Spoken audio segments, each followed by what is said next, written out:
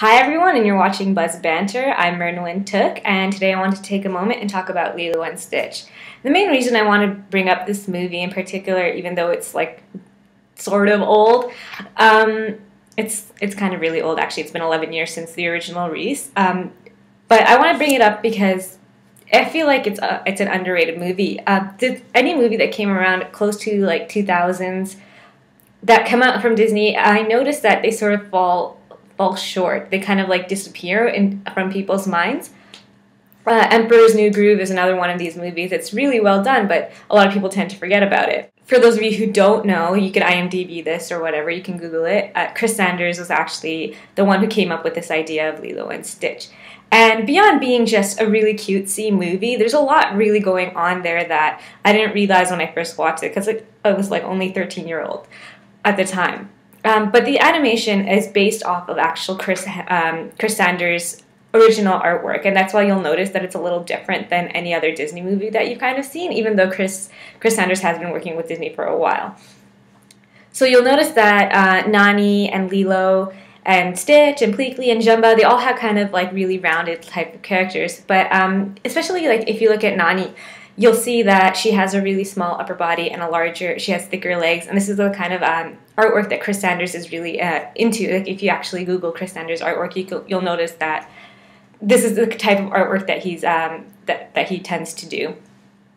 And it's actually really appealing to the eye to see these rounded kind of characters, especially when it comes, if you think back to original animation or just even children's animation now, like round is definitely a lot more appealing to the eye than jagged corners or whatnot.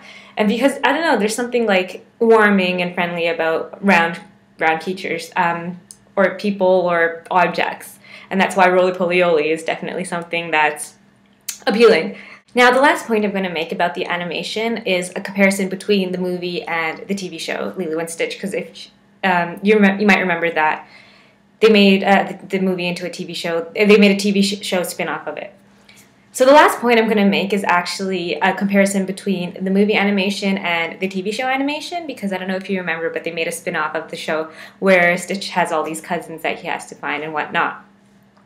Now the main difference, of course, the TV show animation the quality is going to be a lot less, and even though they try to sort of uphold the same kind of look, and they do succeed mostly, but I feel like you can notice the difference between the two. Not that much attention is put into, obviously. Again, less money, less time. But there was this one scene I remember in the TV show where Lilo's eye looks completely sideways, and I thought it was just like a momentary mistake, but you can see it like continuing on. And I understand it's difficult, because if you actually look at the way Lilo's eyes are made, if you Google Lilo's eyes or if you rewatch the movie, you'll see how difficult it might be to like go at a certain angle and try to make the eyes look a certain way, especially if there isn't that much time. But even so,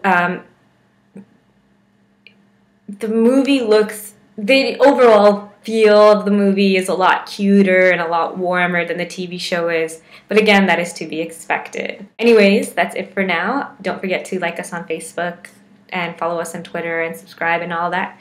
I'll see you guys all later. Bye.